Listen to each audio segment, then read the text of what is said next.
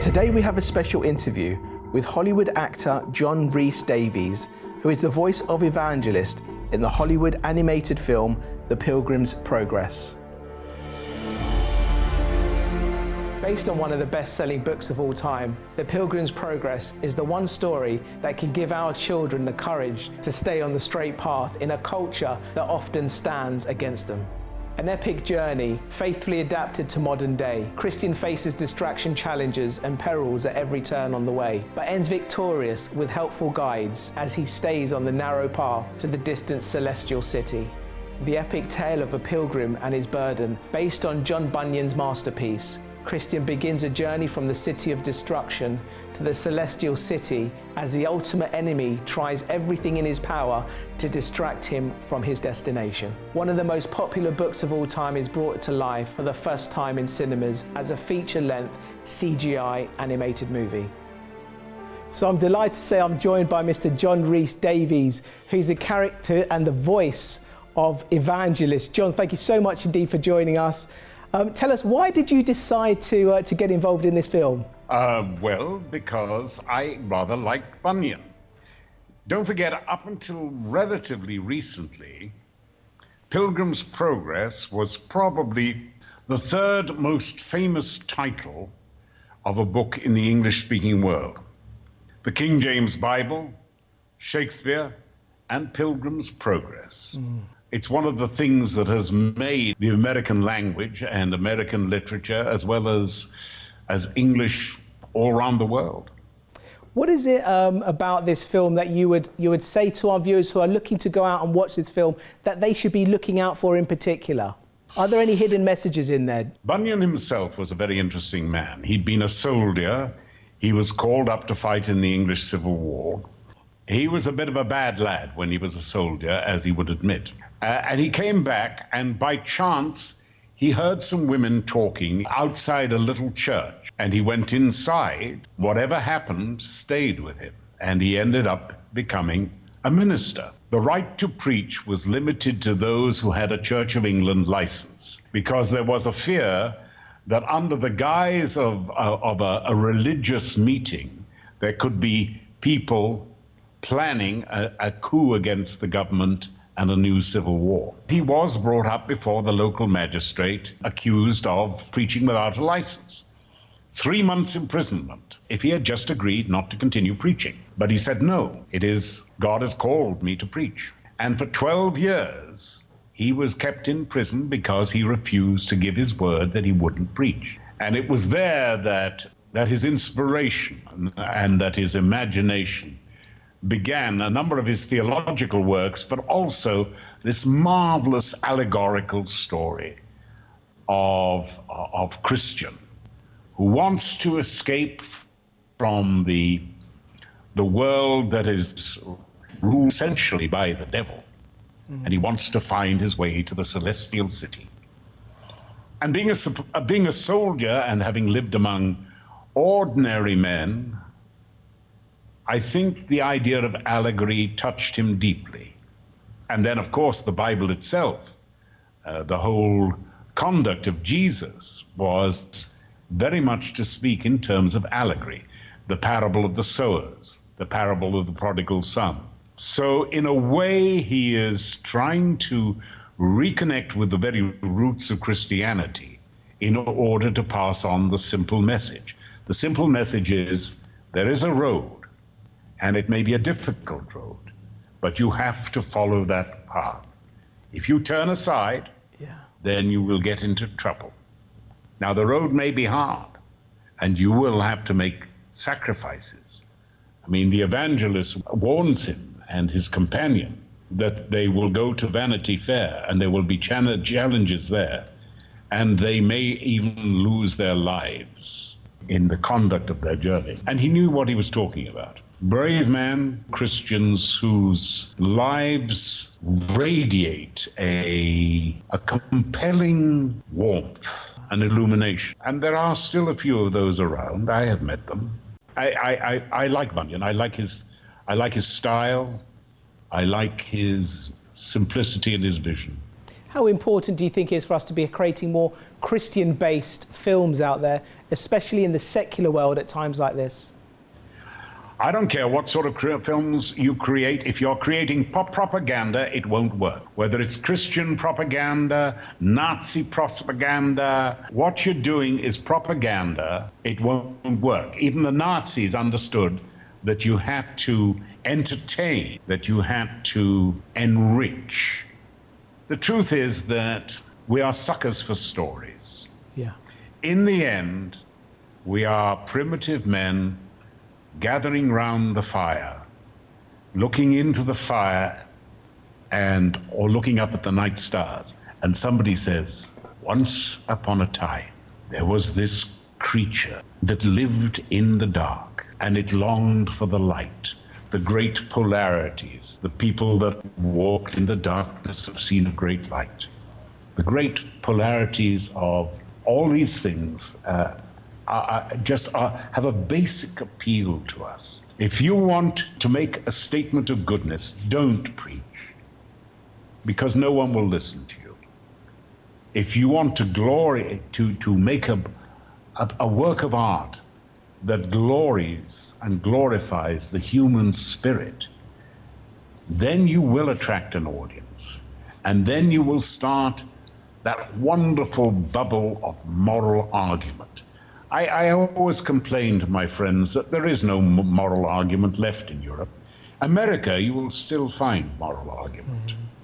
But Europe, we don't really argue about whether things are right and wrong anymore.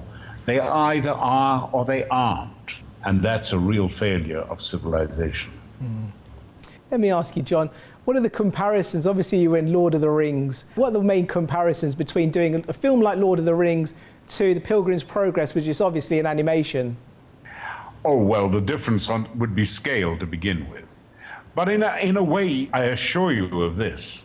Tolkien knew Pilgrim's Progress. And Tolkien uses the richness of allegory as familiarly, but in a more sophisticated way, that Bunyan did. He survives World War I, and though I think all of that generation suffered from what we would call, post-traumatic stress, he ends up still mentally intact.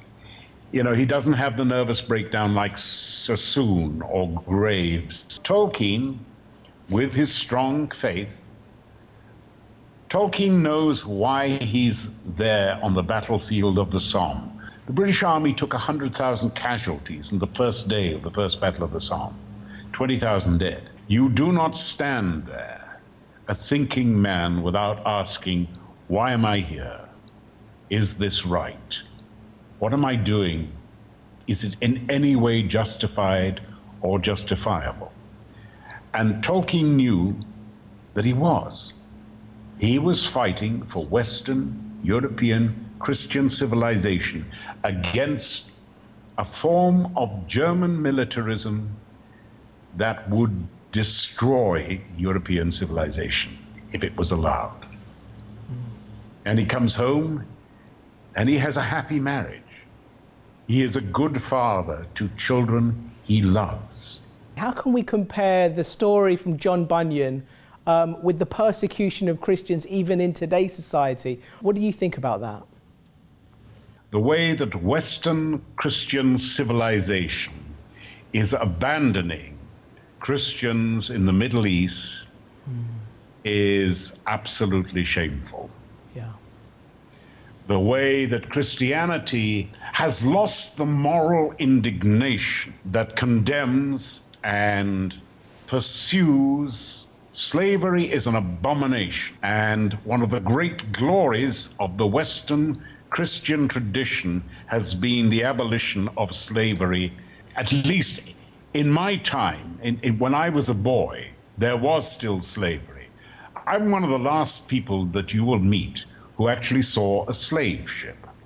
Wow. I grew up partly in Wales, but also in Tanganyika. My father was a policeman, and he came home one day in Dar es Salaam, very angry, And he said nothing, and afterwards, after lunch, he said, "Now get in the car, boy. I want to show you something."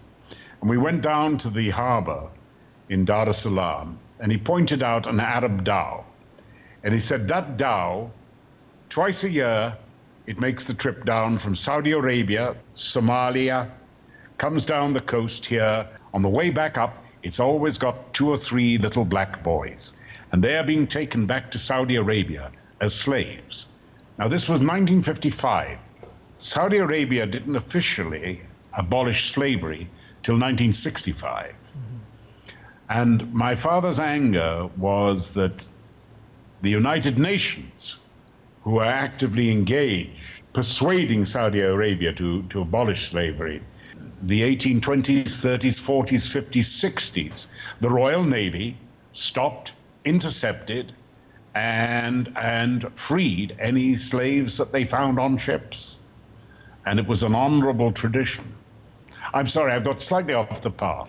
Do I believe that modern Christians are doing enough for Christian communities around the world? No. Shame on us. Do we have enough Christian voices out there for other Christians to have that confidence to stand up for their beliefs, do you think? That's an interesting question. Well, let me put it this way. If you believe in our civilization, you must understand Christians throughout the Roman Empire thought, you know what, the emperor tells me to believe which gods I believe in, yet I believe I have the right to worship my own God. That has evolved into this glorious Western tradition that we have.